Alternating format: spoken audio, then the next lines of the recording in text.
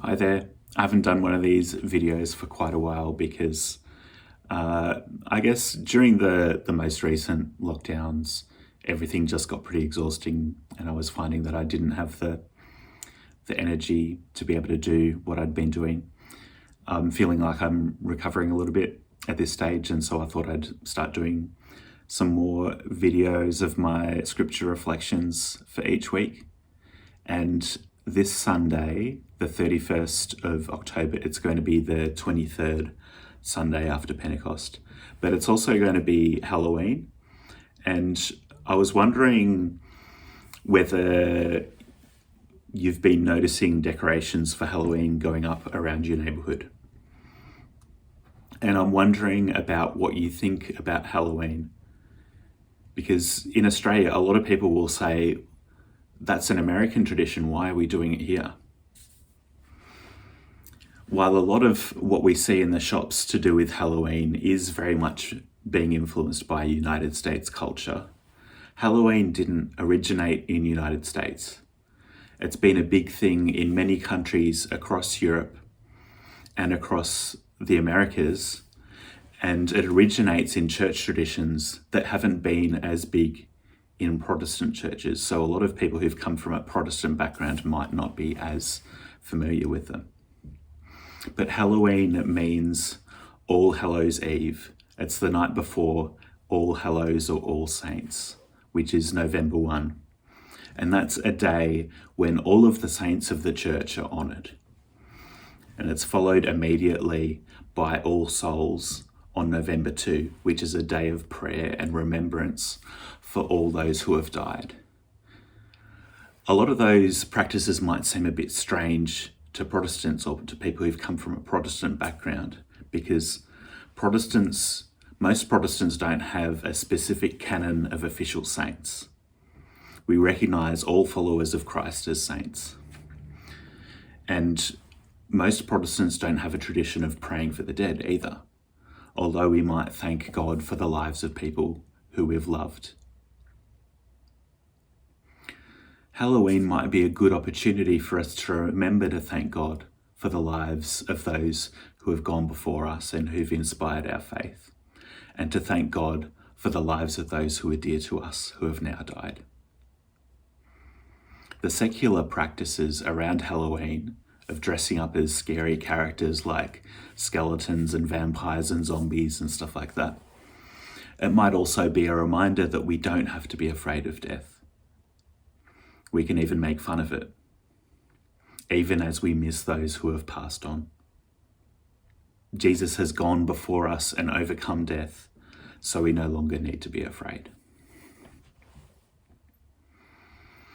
The readings for this Sunday are taken from the book of Ruth, chapter 1, verse 1 to 18, and from Mark's Gospel, chapter 12, verse 28 to 34.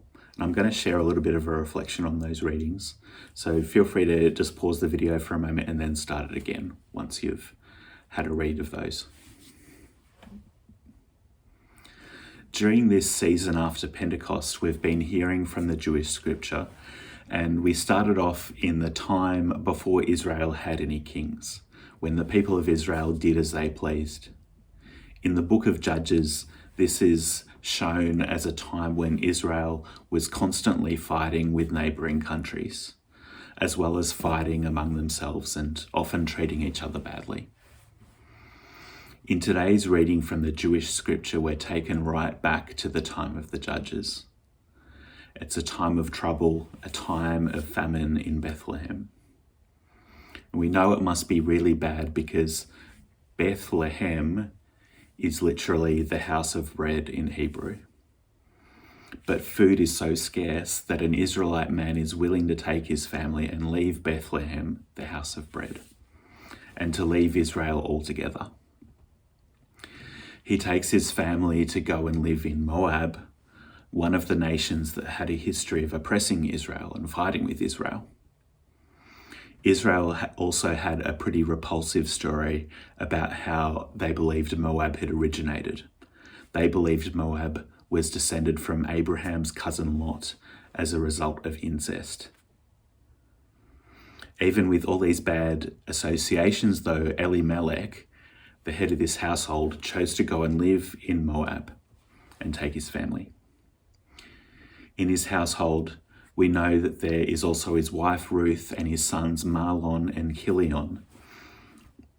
And the names of their sons are a little strange because Mahlon means sickness and Chilion means finished or wasted. Those are very strange names to give your sons.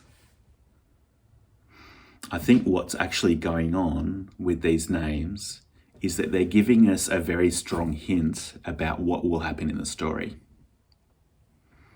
When Elimelech dies and then Naomi's sons die, Naomi and her daughters-in-law are all left as widows. In a patriarchal society where you needed to be connected to a man's household, this would have left the three surviving women very vulnerable. The sensible thing for each of them to do would be to go back to their household where they were born and see if they can be incorporated back into the family life there. It's understandable that Naomi would want to go back to Israel. It was not her decision to come to a foreign land, to a land that had been her enemy. It's also understandable that one of her daughters-in-law, Orpah, would return to her family home because there's a possibility that they might be able to find her another husband. What is unusual is that Ruth maintains her commitment to her mother-in-law, almost as though it were Naomi that she was married to and not her deceased son. The book even talks of Ruth clinging to Naomi, using the same language that's used in the second chapter of the book of Genesis, when it talks about a man leaving his parents' household and clinging to his woman, in the story of human beings being created. Ruth's love and attachment to Naomi goes beyond what's expected, and it goes against the stereotype that some people had of foreigners, especially of people from Moab. At the same time that this book was being written, Jewish people were returning to Israel after exile in places like Babylon and Persia, and some leaders, like Ezra and Nehemiah, were trying to separate mixed-race families, telling Jewish men that they had to send away their foreign wives and their children because foreigners were not welcome in the new Israel that they were trying to build. But at the same time that this was happening, we have a story of a foreign woman showing great love and great commitment to an Israelite family and to the God of Israel, even after her Israelite husband had died. At the time that Ruth feels that God's hand has turned against her, this foreign woman, Ruth, embodies God's care for the widow. In the gospel reading, Jesus is also talking about love and says that really love is the main thing. The most important commands are to love God and love your neighbour. We could even say that loving our neighbour is how we love God, because our neighbour bears God's image. This is not something that's completely unique to the teaching of Jesus. There were other Jewish people close to the time of Jesus who would have agreed with this kind of summary. There's a rabbinical story that goes, there was another incident involving one Gentile who came before Shammai and said to Shammai, "Convert me on condition that you teach me the entire Torah while I'm standing on one foot." Shammai pushed him away with the builder's cubit in his hand. This was a common measuring stick, and Shammai was a builder by trade. The same Gentile came before Hillel. He converted him and said to him, "That which is hateful to you, do not do to another. That is the entire Torah, and the rest is interpretation. Go study." Jesus says, love your neighbour, while Rabbi Hillel says, don't treat others hatefully. Both of these Jewish teachers, Jesus and Hillel, agree that the instruction of the Torah is about treating each other well. While we may disagree with each other on details and may have different opinions on specific issues, we should be able to agree that we should be treating others with love and not with hate. As we approach All Saints' Day, we're invited to remember the lives of exemplars of love.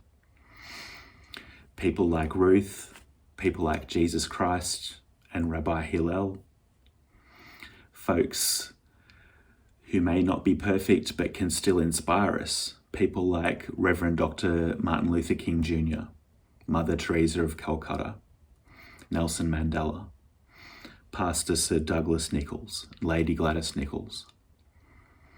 And I'm sure that there are many others who have been specific inspiration for your own discipleship. So I invite you to take some time to consider what God's Spirit may be saying to you today through those saints of love who have gone before us.